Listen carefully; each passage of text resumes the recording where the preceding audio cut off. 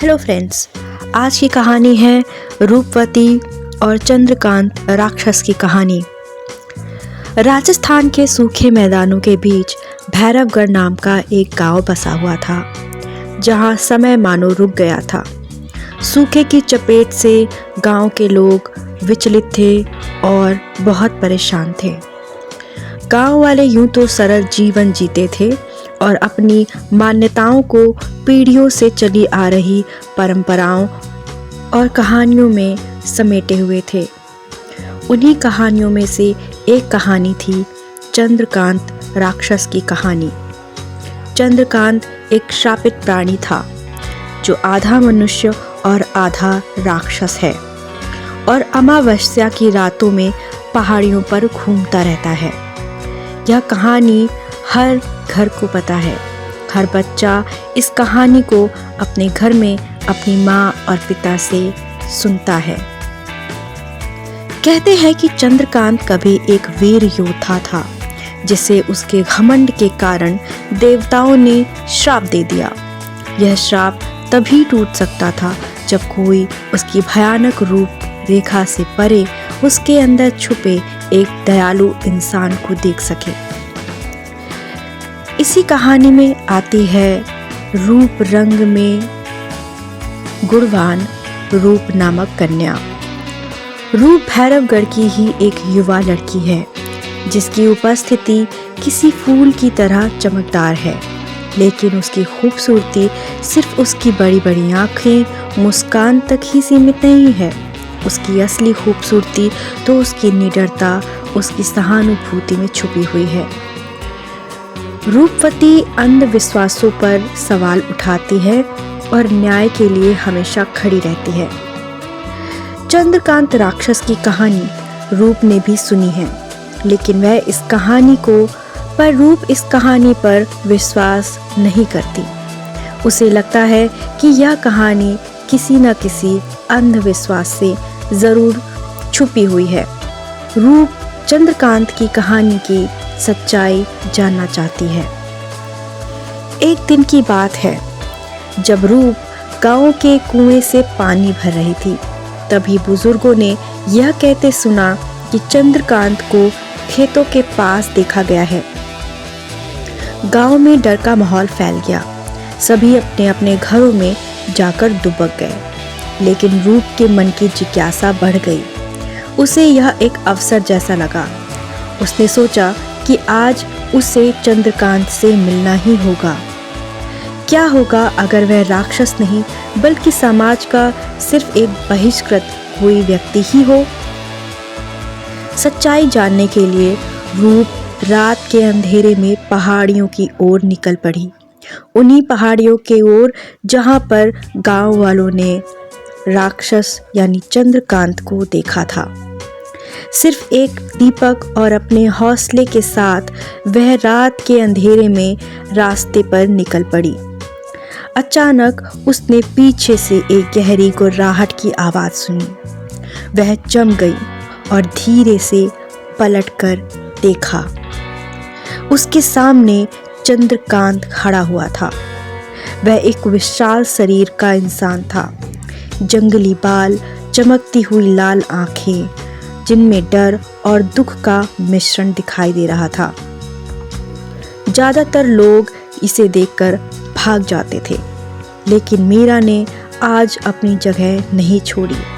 वो डटकर खड़ी रही और दीपक की रोशनी को ऊपर करते हुए उसने चंद्रकांत की ओर अपनी आंखें उठाई और उसे एकटक देखती रही, मानो वह चंद्रकांत की आंखों में कुछ ढूंढ रही हो।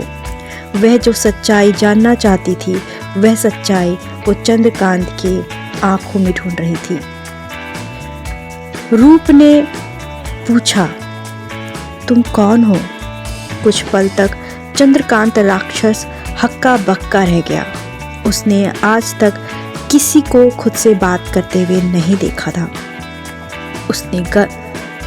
चंद्रकांत ने गहरे दर्द भरी आवाज में कहा, मैं एक श्राप हूं, क्या तुम नहीं जानती? नहीं, रूप ने कहा, तुम एक कहानी हो, सिर्फ एक ऐसी कहानी जिसे दोबारा लिखा जाना चाहिए। मैं तुम्हारी कहानी वापस से लिखना चाहती हूँ। बचपन से मैंने तुम्हारी कहानियाँ सुनी हैं, पर मुझे ना जाने क्यों इन कहानियों पर ज़रा भी भरोसा नहीं। मुझे नहीं लगता कि तुम कोई राक्षस हो। मैं ऐसा मानती हूँ कि अगर तुम कोई राक्षस होते तो तुम हमारे गांव के लोगों का नुकसान करते, या तुमने कभी किसी को मार दिया होता या किसी को चोट पहुंचाई होती। पर मैंने अपने बचपन से लेकर आज तक ऐसी कोई कहानी, ऐसी कोई दुर्घटना नहीं सुनी। लोगों ने तुम्हें कई बार देखा है, तुम्हारी बातें की गई हैं, लेकिन तुमने कभी किसी को नुकसान नहीं पहुंचाया। इसका मतलब ये है कि तुम राक्षस नहीं हो, तुम किसी का बुरा नहीं करते। तुम भी हम में से एक हो, तुम्हें समझा जाना चाहिए। तुम्हारी भी भावनाएं होंगी, तुम्हारी भावनाओं को मैं समझना चाहती हूँ। रूप की ये बातें सुनकर चंद्रकांत को यकीन ही नहीं हुआ कि कोई उससे इस तरह की बातें भी कर सकता है। उसके मन में रूप के लिए विनम्रता की भावना आ गई और उसकी घुर्राहट अब धीरे धीरे एक इंसानी आवाज़ में बदलने लगी। अगले कुछ हफ्ते में रूप हर रात को चंद्रकांत से मिलने जाती, कभी दिया लेकर तो कभी लालटेन लेकर।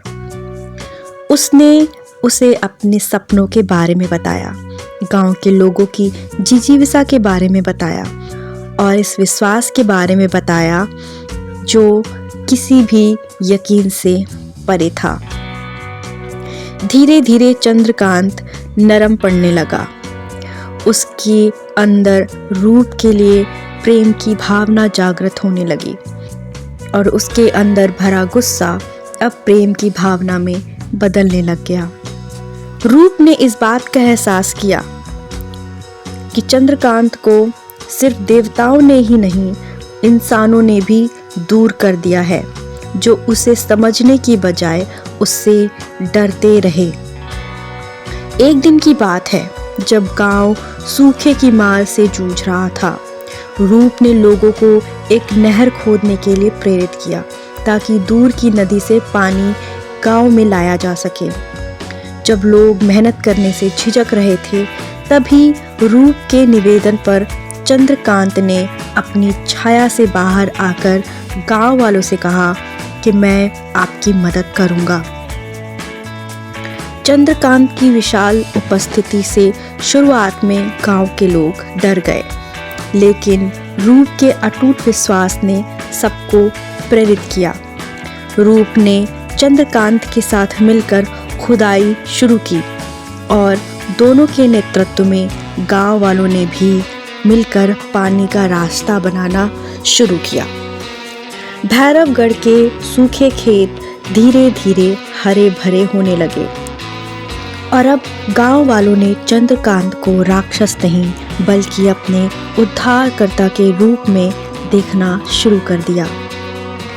एक रात जब मीरा चंद्रकांत के साथ उसी नहर के किनारे बैठी हुई थी, तो उसने देखा कि चंद्रकांत का श्राप टूट गया।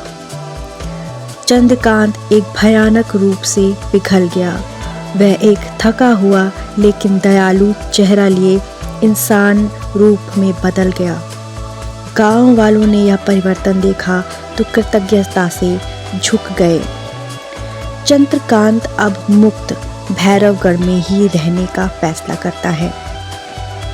रूप के साथ मिलकर वह गांव को न केवल फिर से बसाता है, बल्कि यह भी सिखाता है कि सच्ची खूबसूरती वहाँ होती है जहाँ लोग भूत भविष्य की परछाइयों से बाहर आकर दिलों को देख सके।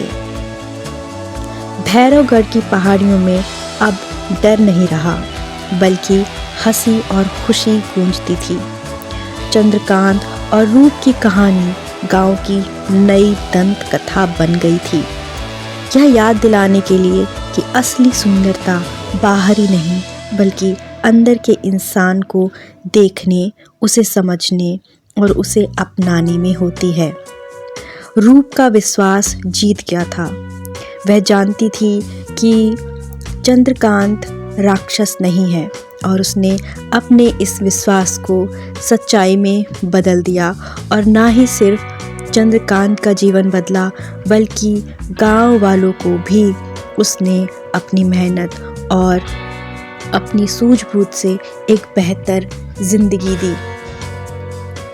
तो दोस्तों, आज की कहानी यहीं पर ख़त्म होती है। आपको कहानी कैसी लगी हमें कमेंट करके बताएं। इसे लाइक करें, शेयर करें और हमारे चैनल को सब्सक्राइब करें। Thank you.